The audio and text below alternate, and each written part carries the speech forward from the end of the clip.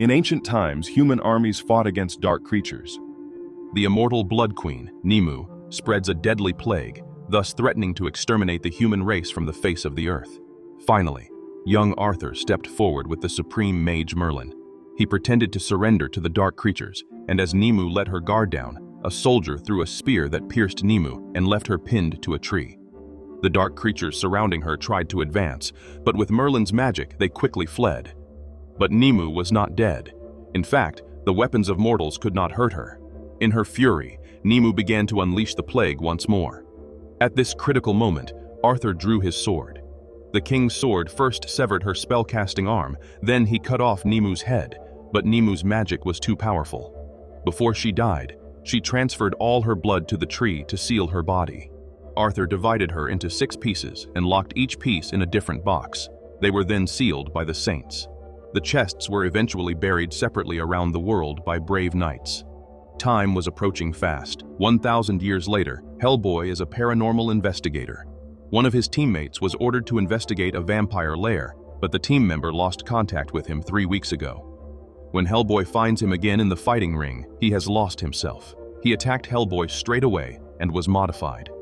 Hellboy got serious and quickly took control of his teammate, but as he lifted his teammate's hood, he discovered he had turned into a vampire. The unsuspecting Hellboy was instantly thrown to the ground. The vampire then began to attack with his long, sharp claws. In desperation, Hellboy had to defend himself with his arms outstretched. At that moment, the referee pulled out a cross. As the vampire was about to change his target, Hellboy came from behind just in time, but the vampire instantly spread his wings again. This time, Hellboy didn't show any mercy. After blocking the vampire's frenzied attack, he threw him out, and, with his life running out, his teammate turned back into a human. Before he died, he told Hellboy a prophecy that the end of the world was coming, and Hellboy was the one who made it happen. Hellboy then returns to the Bureau of Paranormal Investigation, but before he can rest, his father has a mission for him. Soon, Hellboy was at the Osiris Club. Like the Paranormal Bureau, this organization has been fighting the forces of darkness for centuries. And then Hellboy learns what this mission is all about. It turns out that a long time ago, giants had ruled the land. Although humans eventually destroyed them, the bodies of giants are still buried underground. And one thing about giants is that they can turn into zombies when they die and then crawl out of their graves to wreak havoc. After learning all about the situation, a hunting party consisting of Hellboy and the club set off. Intelligence reports indicate that the giants have appeared in a forest, but by the time the team arrived, the giants had disappeared. Only a few human bodies were left behind. The team then followed the footprints and soon found a perfect spot for an ambush. As the team was setting up their mission, Hellboy was suddenly attacked, and the attacker turned out to be a member of the hunting party. It turns out the mission was a lie. After the club learned of the prophecy of doom, their real target was Hellboy. The unsuspecting Hellboy was caught off guard, surrounded by enemies. He jumped off the bridge, but the hunting party soon caught up with him. Hellboy had to fight back as he fled. As a creature of hell, Hellboy is extremely powerful. No normal attack could do him any harm. However, Hellboy was eventually contained by the hunting party. The captain then brought out his secret weapon, a powerful electric current that instantly paralyzed Hellboy's body. As soon as Hellboy was incapacitated, the captain stepped in. Just as he was about to cut off Hellboy's head, he was surprised when his head flew off first. When he climbed out of the water, he found that the hunting party had been wiped out. It turns out that they have all become food for the giants. While he was watching from the shadows, another giant was behind him. He attacked Hellboy straight away. When Hellboy was back on his feet, another giant was rushing towards him. Faced with the attack, he pulled up a tree and threw it at him. The blow hit the giant right in the eye. Other giants soon came to his aid, yet this giant looked less than clever and went straight to hacking his own kind to death. He was lucky to escape, but was sent flying with a hammer. Before he could even reach his feet, another giant was charging at him. After dodging the giant's first attack, he immediately started to fight back. He then punched the giant in the eye, and with a wail, the giant quickly lost his balance. Hellboy pulled up a tree and drove it through the giant's body, but there was no time for him to rest, for the last of the giants had come for him. Hellboy tried to dodge with his nimble body, but was kicked out of the way by the giant. He also landed right next to a large sword. Although it was a giant's weapon, Hellboy picked it up straight away. He swung his sword and killed the giant. When all was calm, he fell to the ground drained of his strength. Meanwhile, a group of dark creatures was plotting. They were preparing to awaken the sealed Nimue. Soon a dark figure arrived at the abbey. Then a pig demon broke right through the door. After it had killed all the rebels, the pig demon took the last of the saints to the chamber.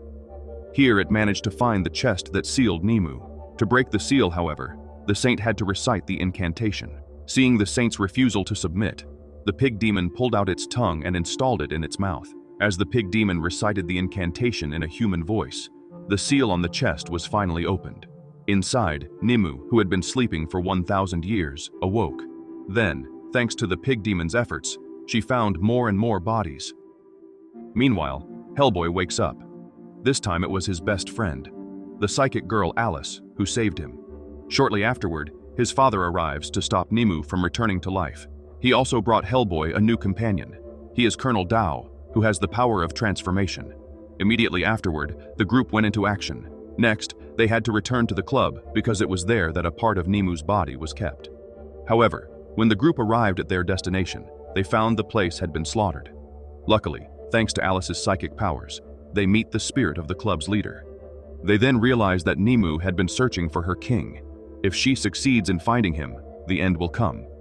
But as the murderer was still there, the fearful spirit disappeared before it could say any more.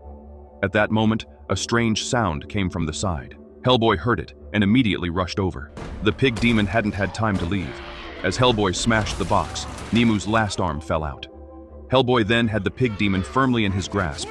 However, at that moment, Nimue's phantom appeared out of nowhere. But Nimue didn't attack because she saw the demonic power hidden inside Hellboy.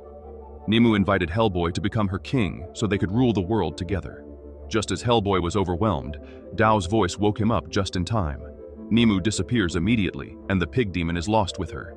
But their visit was not without its rewards, for Hellboy had learned the identity of the pig demon. It turns out that 20 years ago, the pig demon had taken on the guise of Alice. It wanted to stay in the human world by doing so, but in the end, Hellboy spotted him. The pig demon then had to escape into the chimney to avoid death, but had to send back the real Alice under Hellboy's threat because Hellboy had ruined its plans to become human. The pig demon now wants to resurrect Nimue to deal with Hellboy. Nimue has now gathered all her bodies in an ancient ritual. She has come back to life as the most powerful Blood Queen ever. She will now embark on her plan of revenge. Meanwhile, Hellboy has returned to headquarters, but he soon has a falling out with his father. It turns out that at the Osiris Club, he also unwittingly learns of his origins. Towards the end of the Second World War, the Nazis wanted to use their last resort to turn the tide, so they used black magic to open the gates of hell. But just in time, the Allied troops arrived. After finishing all the enemies, they saw a creature crawling out of hell, and he was Hellboy as a child. Ultimately, Trevor didn't kill him but adopted the child from hell. But now he has doubts. He thought Trevor had adopted him because he wanted to make him a weapon, not because he loved him. With that said, he slammed the door and left. But just as he stepped into the lift, he found himself in a mist. Then a wooden house with legs came along. Hellboy immediately realized that Yaga had pulled him into the illusion. Yaga is a witch who eats children. Hellboy had once struck her blind in one eye, and now Yaga wanted to make a deal with Hellboy. If he would only give up one of his eyes, she would tell him the location of Nimue. Hellboy immediately pretended to agree, but when he gets the news of Nimue, he immediately backs out. There was no agreed time for the deal to be honored. Yaga was furious when she saw this and attacked Hellboy, regardless of the consequences. Despite her uncanny form, she was no match for Hellboy. As Hellboy is about to kill her, Yaga chants a spell. The wooden house under her feet collapsed in an instant. Then she threw Hellboy out of the room. By the time Hellboy had fallen out of the house, he was back in his father's office. He now knew where Nimue was. Hellboy then immediately rushed over with his teammates. On the other side, Nimue had by now arrived at Pendle Hill. It was under this tree that she had been killed and split up. She slashed the bark with a sharp blade, followed by her palm. Now she wants to retrieve the blood stored here 1,000 years ago. With all the blood back in her body, the wounds on her body immediately began to heal. She had finally regained her full strength. With the release of her seal, the dark beings that had been sealed with her were finally freed. The demons all bowed at her feet to welcome their queen back. Hellboy arrived at the same time. As soon as the helicopter landed, they made a mad dash for the top of the mountain, but the trap had been laid by Nimue. Along the way, Countless undead began to rise from the ground, and they came out towards the squad without fear of life or death. The group was all caught up in this undead battle. At this point, Dao decided that he and Alice would hold off the enemy as Hellboy breaks out to stop Nimue. As soon as he reached the top of the hill, he launched a surprise attack on Nimue. The dark creatures surrounding him all fled, but ordinary weapons could not harm Nimue. Her wounds were soon back to normal. Hellboy's weapons were then disarmed as she struck back, and then he was knocked out with a slap. But instead of hurting Hellboy, Nimue made another overture to him. They would rule the world together. If Hellboy was her king, then they would build a new kingdom out of the ashes. In response to Hellboy's refusal, Nimue immediately cursed Alice, who had come to her aid. She then proceeded to kill everyone close to Hellboy to awaken the demon that lies dormant within him. Hellboy finds Merlin, the supreme mage, sleeping underground to save his companions. After rescuing his companion, Hellboy learns another truth about his identity. For Merlin, it turns out that Hellboy is not only the son of a demon, he also has the power of King Arthur in his blood. Hellboy's mother was the daughter of the last Arthurian king, but she ended up marrying a demon, and when Hellboy was first born, he was given the title of Destroyer of Everything. Merlin then used Hellboy's blood to summon King Arthur's most precious treasure. Before him was the only weapon that could kill Nimue. As Hellboy gripped the king's sword, a vision appeared before his eyes.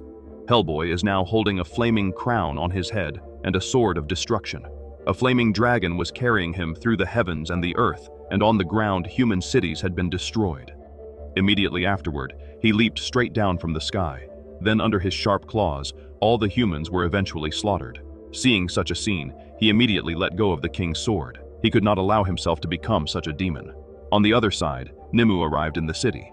At that moment, she started spreading the plague around, trying to exterminate the human race. She then invaded the Supernatural Defense Bureau. When Hellboy received the news and rushed back to the place, found a real bloodbath, but did not see his father there. While he was upset, he also saw Nimue on the news. He then rushed over immediately.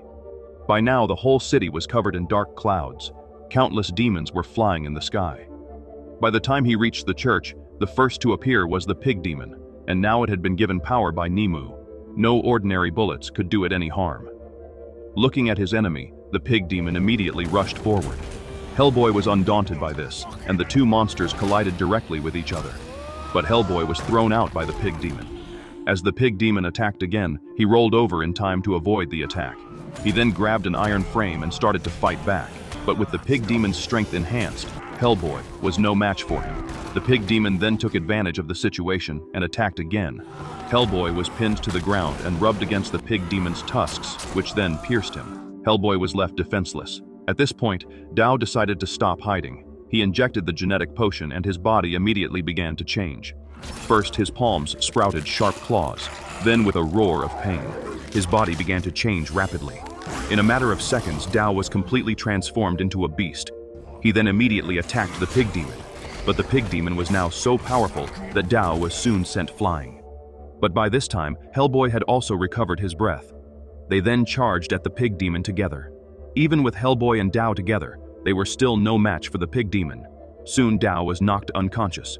Next, Hellboy was knocked down with a punch. The pig demon lifts a huge boulder just as it was about to smash Hellboy into the ground. Nimue appeared. Her intention was only to push Hellboy to the brink, not to kill him. When the pig demon tried to object, Nimue withdrew the power she had given it. The pig demon's body began to shrink and eventually degenerated into a small piglet. Nimue then attacked Hellboy again. She smashed him into the ground with her magic, and here too happens to be hidden King Arthur's sword. So this is King Arthur's tomb. But no matter how much Nimue tried to compel him, Hellboy wouldn't pull out the king's sword. Seeing how determined he was, Nimue had to use his last resort. She killed Trevor right in front of Hellboy. Watching his father die in his arms succeeded in enraging Hellboy. Hatred made him draw the sword of the king. By the time Hellboy has completely drawn the sword, King Arthur's body was immediately reduced to ashes. And then Hellboy smiled a strange smile. The horn on his head representing the devil's power was growing rapidly. The king's sword had activated the malice within him. Now, he has completely lost his mind. He has become a true destroyer of all things. And with Hellboy's arrival on Earth, the gates of hell opened. Countless demons began to emerge from the earth. They immediately slaughtered the human race. These demons were not only grotesque in appearance, but they were also destructive in many ways. Humans were defenseless. The demons were destroying even the cities. In this moment of crisis, Alice sneaks up on Trevor's corpse. She then uses her psychic powers to summon Trevor's spirit. As her father droned on, Hellboy finally regained consciousness. He swung his holy sword and cut off Nimue's head with a single blow. He then thrust the king's sword into the earth. Immediately, the gates of hell began to close, and the demons slaughtering were dragged back to hell with a scream of resignation. When all was calm, without hesitation, Hellboy snapped off the 2 horns on his head. He then grabbed Nimue's head and threw her straight into the lava of hell. This time, she never has a chance to be reborn. At the end of the film, Trevor also says goodbye to him. He says that being Hellboy's father has been the best decision of his life. At this point, Hellboy realizes that Trevor has always loved him. He will continue to follow in his father's footsteps. Together with his companions, he will continue to keep the peace and happiness of the human race.